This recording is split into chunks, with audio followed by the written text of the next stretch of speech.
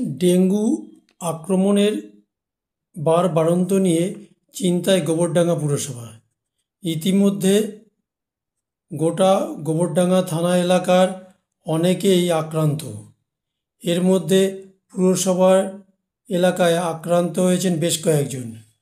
Dengue দমনে পুরসভা ও স্বাস্থ্য দপ্তরের একাধিক পদক্ষেপ গ্রহণ করেছে এবং মানুষের সচেতনতা বৃদ্ধি করতে লিফলেট প্রচার শুরু করেছে। আশাকর্মী এবং ডেঙ্গু সার্ভে কর্মীরা বাড়ি বাড়ি গিয়ে সমীক্ষা শুরু করেছেন। পুরসভার স্বাস্থ্য আধিকারিক নারায়ণচন্দ্র কর বলেন, রিপোর্ট হাতে আসার পর স্বাস্থ্য দপ্তর থেকে প্রয়োজনীয় পদক্ষেপ করা হচ্ছে।